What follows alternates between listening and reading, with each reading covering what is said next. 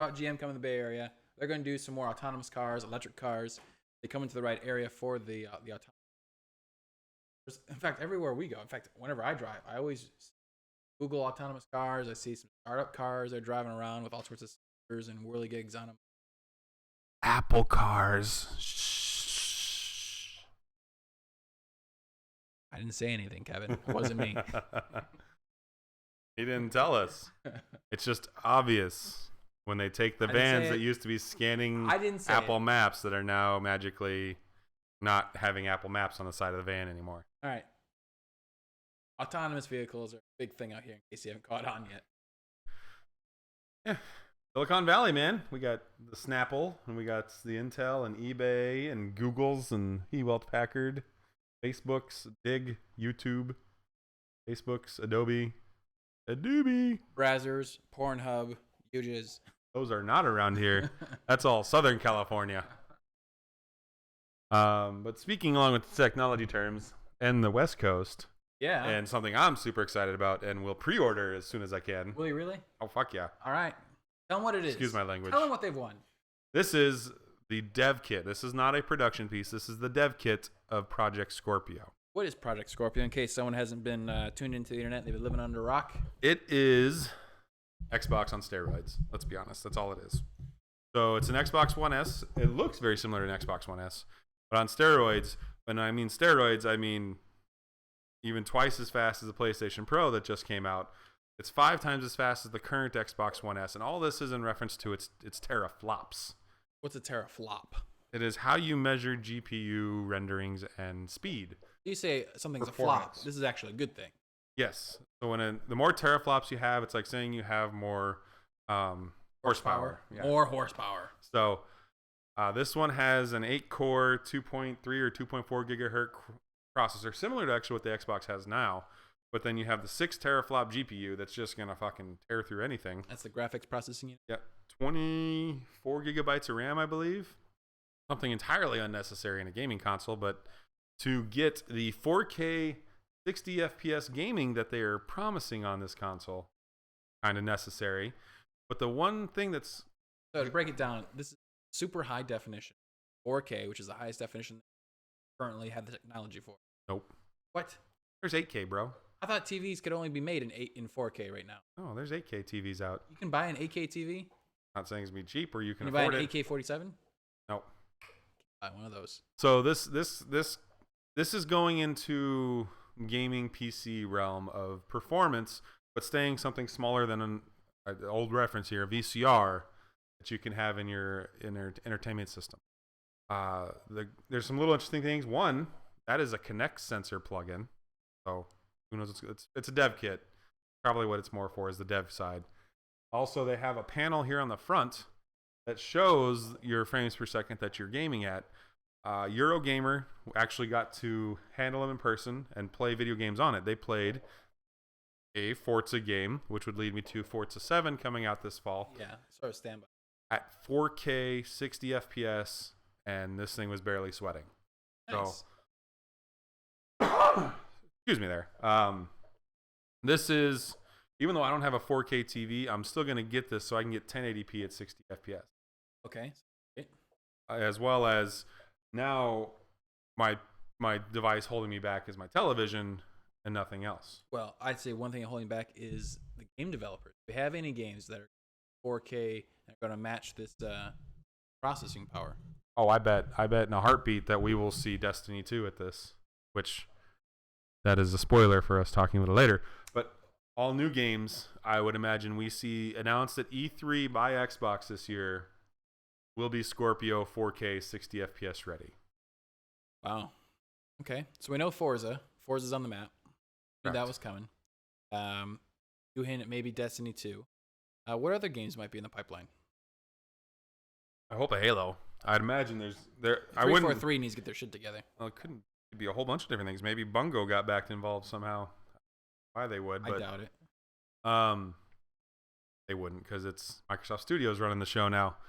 So there's a lot of possibility. Halo and Forza, the two staple games for the Xbox, would only make sense to be coming with Scorpio to just drive a stake into the heart, saying we're gonna mess around. Maybe some exclusives from a new Call of Duty.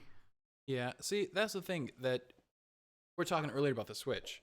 The Switch has a whole bunch of games coming out. Mario's coming out. Splatoon's coming out. ARMS is coming out. I know my wife is really interested in the whole Mario Kart. But if the Scorpio here isn't within a price range that's reachable for a lot of the consumer base, I'm thinking probably under $500. This comes out this fall, right around the holiday season. Yeah. It's got to have probably about 2-3 games associated with it. Forza is great, but for me, that's not going to make me buy the console. Well, not you, but the thing you have to remember is this is going to be for the elitists. This is going to be for the people that bought the PS4 Pro. This is going to be that group of people. Okay. This is not going to be for everybody else. This is going to be. I hate comparing to PlayStation. This is going to be PS4 Pro, and then the current Xbox One S will just the PS4. So, or the PS4 Slim, or whatever they're calling it. Yeah. So the Xbox One S, that's going to become your budget gaming console for Xbox. And this will be the head one. I bet we see this at $500. I would bet you a large sum of money this comes out at $499.99. No Xbox has been more expensive than that, and they want to drive the heart into taking some market share back from PlayStation. Sure. Now, if they really wanted to be assholes and not be greedy, they came out at $400 for this thing, comparable price to the PlayStation 4 Pro. Yeah. That would be a game changer because, like I said, we're talking in performance of a personal gaming PC in a small form factor I can put in my living room. That's actually quite impressive. So I hope that there's going to be some cool stuff. That's why they're giving these dev kits out to devs now. Try and get some stuff in the works. Try and build some hype. I guarantee you at E3 we'll see some stuff about this. As much as everybody's going to hate it because E3 is supposed to be about video games. Xbox last year announced the One S and teased Project Scorpio. I bet we'll see more about Scorpio as well as Scorpio games. Because that's what they're going to want to lead into, the new games. And I would be very surprised if we don't see a Forza 7, maybe another Forza Horizon. Okay. I hope to see a Halo. And Gears of War, but it just came out with Gears of War 4. Maybe there's a Gears of War 5 coming. Who knows? And the one big caveat is I was surprised is, we might see some Play Anywhere licenses coming out with these new games because the rumor was this console is going to actually run Xbox One games in an emulator. Yeah. So that's going to lead me towards this has got more Windows 10 and I can run PC games on this, which would be an entirely big game changer for a lot of people. That's something you can carry around with you? What do you mean? Oh, like you take a laptop with you to work and you can play your game?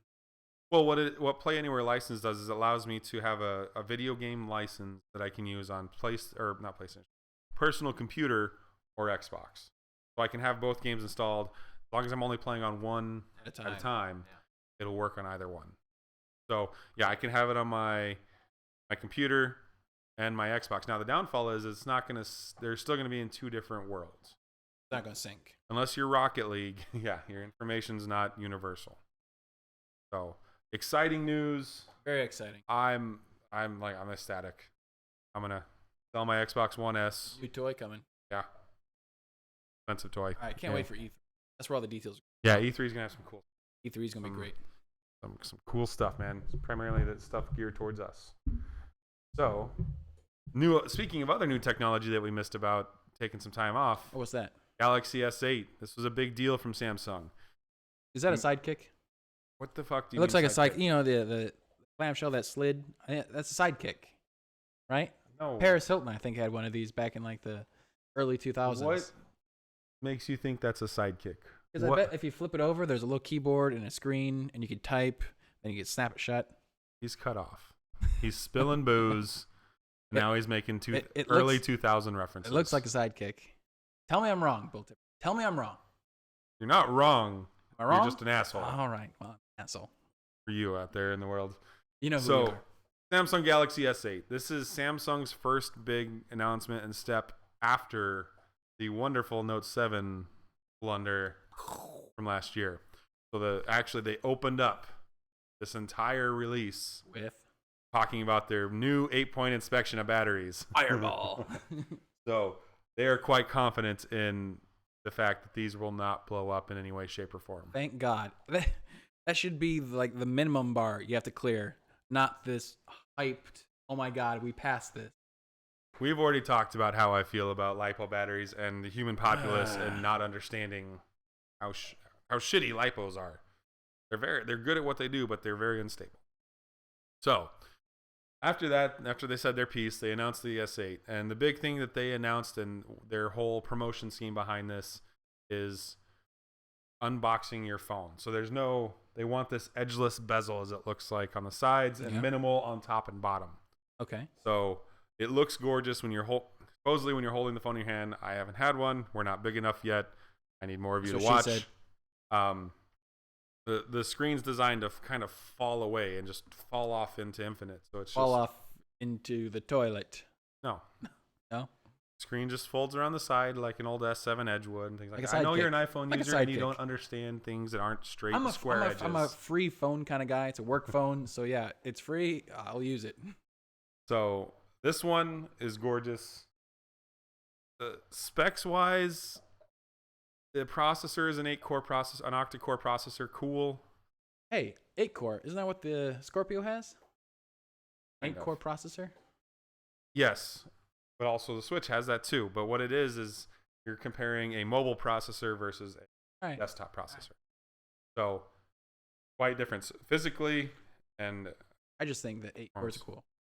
Octa-core. Octa. So... this one is designed to, they've narrowed the phone down, getting rid of the side bezels, but it's taller. So they fit a bigger screen in a smaller space. Okay. Is it thinner? It's about the same as what a Note 7 was. Okay. So the one drawback that came to this from them doing that is they created their own aspect ratio that is not supported or standardized in any way, shape, or form. Brilliant. Way to go. It's like good for them. 18:9 instead of a 16:9. So it's you can have a bunch of dead pixels? Or what? No. So when you watch something in landscape, they give you the option that you can actually zoom in on it and it chops the top and the bottom off the video, or you leave it normal and they just put black bars on the side. Like theater mode. Yeah. So back in the day when we had square TVs, it was you got widescreen, which had bars on the top and bottom. Now we're just shifting them to the side because we want everything rectangular. Like they really thought this out. They did. It's more designed based around functionality and using than actually watching video. So, spec-wise, like I said, it's mediocre. The only thing that's improvement, I have the Google Pixel XL. The one thing it's only got over my Pixel XL is the octa-core processor. Okay. Besides that, specs are identical. So, jumping from a Pixel or something end of last year to this. How many flops does this have? We don't measure phones and they don't have GPUs, man. Fine. You need a GPU to be measured by a teraflop. Well, like a microflop. Doesn't happen. Itty bitty flop? Nope. So I would imagine we still see Samsung have a good sales on this. There's a lot of people that still believe strongly in the brand. A lot of the reviews are that this is so minimized on the TouchWiz, which is Samsung's skin of Android in essence, that it's minimized and it feels very stock Android, very pixelish, very Nexus-ish, all that kind of jazz. But of course, Samsung had to come out and screw it all up with a wonderful assistant called Bixby. Bixby, Bixby. This is Siri. This is your Cortana. Google Assistant. This is Cortana. Why do I need another one? When I already have Android with Google Assistant built in, why do I need to use Bixby? Does Bixby have a special accent? I can give whatever accent I want, apparently. On Swahili. The reviews I've seen online, doesn't work very well. Of course not. It's first generational. Of course, it's going to be buggy. But why would you try and come into a saturated market or something like that? Yeah, a lot of iterations to get personal assistant to work. It doesn't make any sense to me. I'm not going to be buying this phone because A, I already have a free phone, and B, I don't see it as being the quantum leap forward to make it revolutionary and to make it a must-have item. I appreciate what they're doing, but I'm still waiting for Apple or Google or Samsung or anyone to do that next quantum leap forward in terms of communication technology. That's an argument for Streely because we're getting to the point we've optimized a box. We've optimized a rectangle. With the little Star Trekker communicator. Yeah, but then you have your flip phone back again. Or my sidekick. We need the total recall where you just have it in your phone, and You walk up to just glass on the street, and that turns